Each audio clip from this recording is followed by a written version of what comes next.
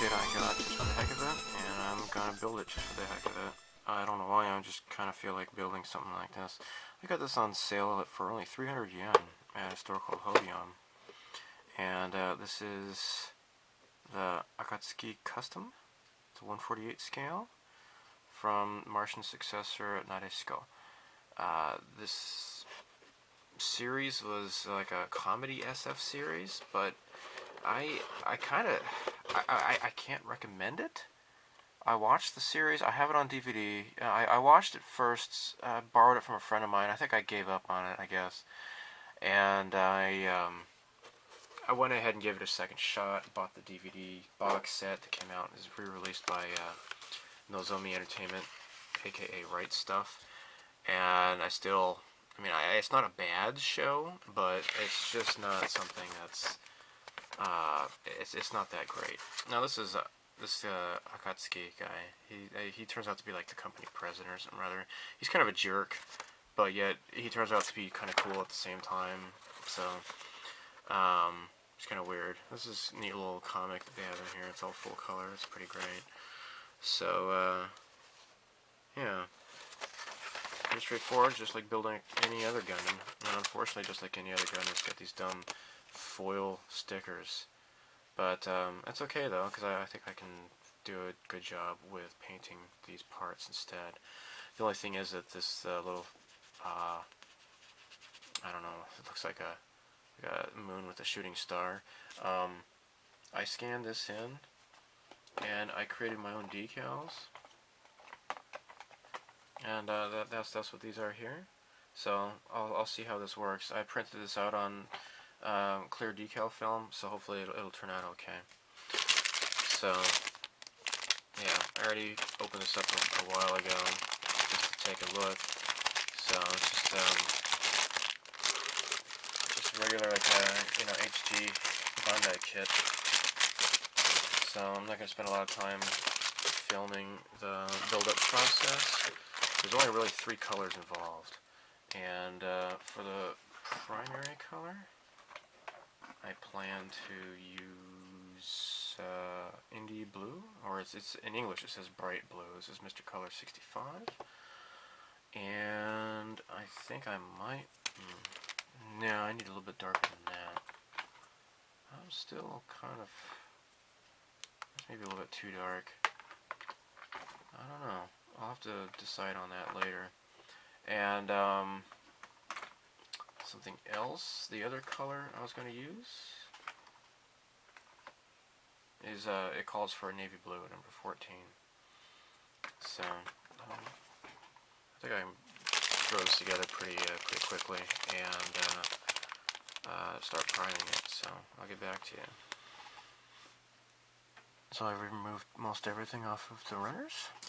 On the A runner, these 2 parts are not necessary, so they're going to get trashed. So this is done.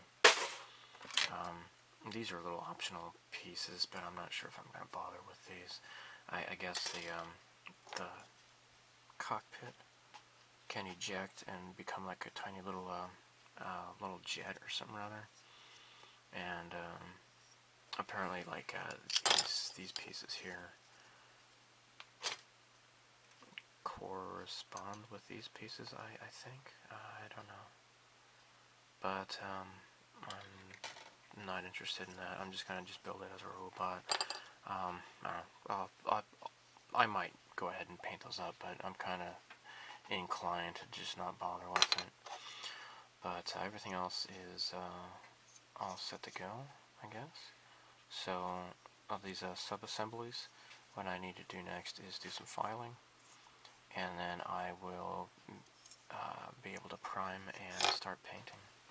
Okay, I primed the kit with Mr. Surfer Cert 1200.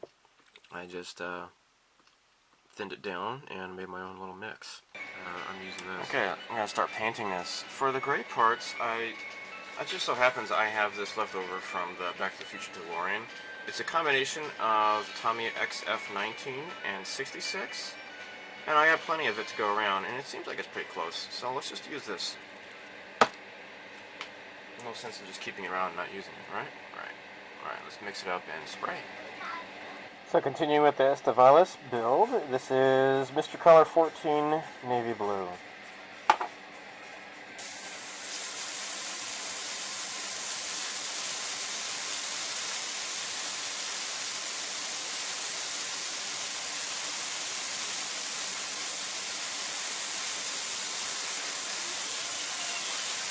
Mostly the legs here is what gets this color.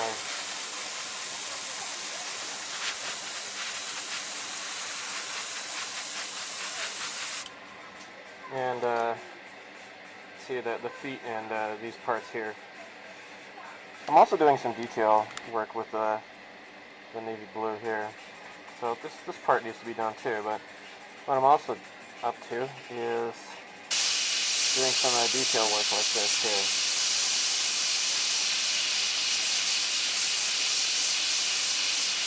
Alright, looks pretty cool, huh?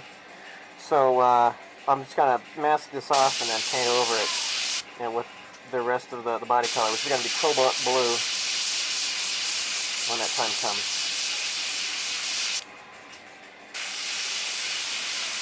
There.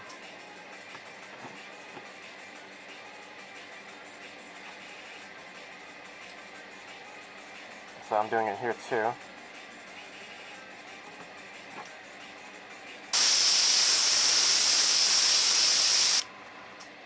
There.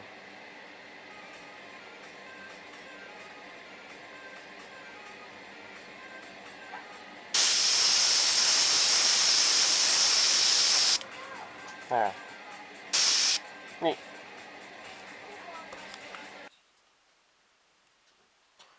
With a fresh X-Acto blade, I am cutting out the masking that I had placed over the navy blue parts that I had painted.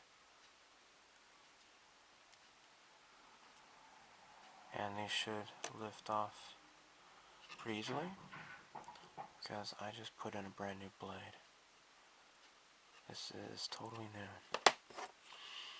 Now let's peel this up. There we go. Hold it down. And voila, it's masked. Pretty neat, huh?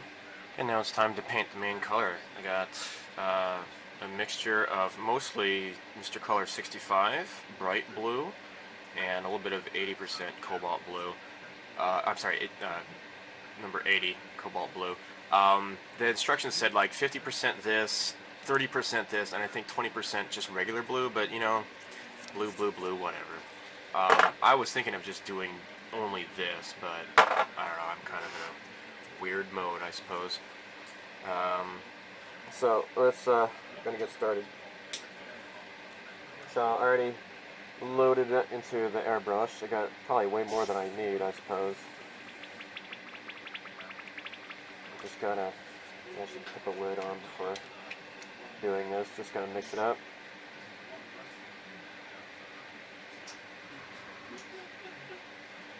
Okay. Test it out.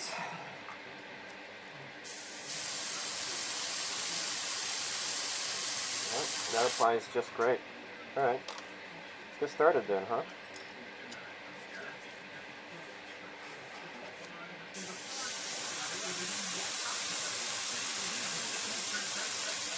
Now I have enough, I should be able to do more than simple coat.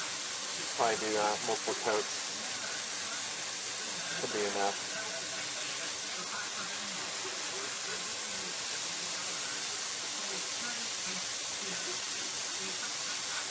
Yeah, I'll just continue doing this.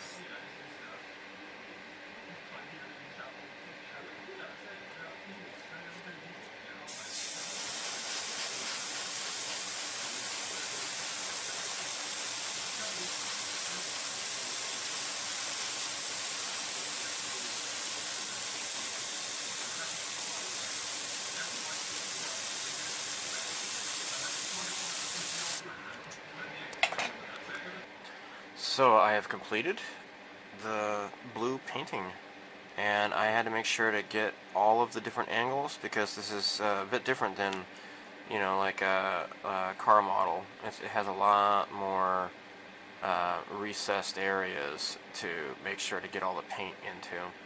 And I also have to make sure that, you know, if I put these two pieces together, that they both have an adequate covering of the blue, to make sure that, you know, like this isn't, you know, you can barely see the primer sticking through, but yet this one looks just fine. And when you put them together, you know, it looks really crappy.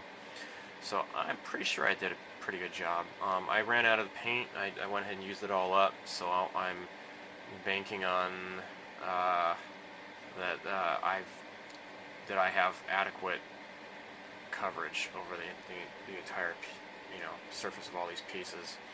So they look nice. So major painting is now completed for this, and I need to start doing the assembly. So in order to do panel lining, I need to do clear coat. So I'm going to use some future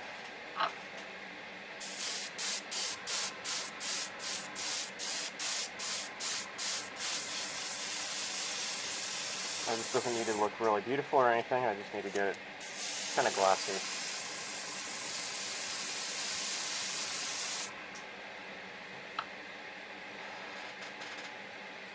Because I'm going to go over it with a flat coat anyways, once I do the panel lining. I'm removing the masking on the parts here. It's looking pretty nice. Now though, I think I kind of missed a bit there, unfortunately. I might have to just retouch that by hand, even though I'd rather not. Oh well. Now let's lift this up. That looks nice. That looks pretty nice.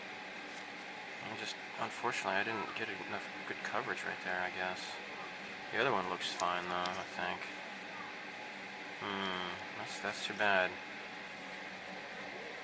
I hand painted it in there, and it looks okay. I think it's auto leveling fairly well because I'm using the Mr. Color leveling thinner.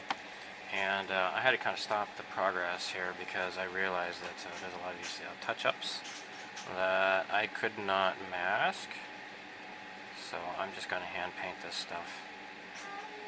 Got this navy blue stripes. I think I got them all. Maybe I can try this one here. Maybe the gloss is dry enough. I'll take a chance. Paint that in there.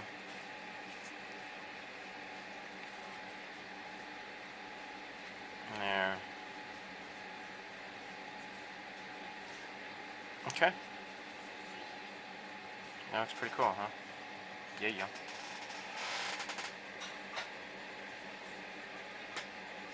I think, the head had some of these areas in here too, I believe. Look at the picture. Like, hi, my name is Bill. Bill the robot. Yeah, okay. I might not want to use this paintbrush though.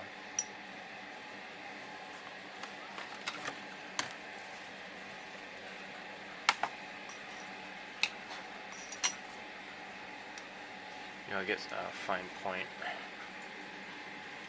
Not to put a fine point on it. Say I'm the only bee in your bonnet. Make a little birdhouse in your song. While you're at it, keep the night on. Okay. So yeah, I'm just gonna paint the details on the head here. Okay, so looking at the pictures, it showed that there's like a gray circle thing here. So I used XF66 light gray enamel to paint in the circle there. It looks pretty nice. What I want to do is go over this with an acrylic clear coat, and then do some, some panel lining to bring out more detail. Looks pretty nice. So I have created a decal by scanning it, and but I printed it on clear decal paper, so I'm not really sure if it's going to work or not. So I'm going to find a cotton swab here, see if this is ready to come apart here. Oh, alright, it's sliding here. Great. Alright, so now let me get some microset here. And I have a special paintbrush just for decals. And it's even labeled as such.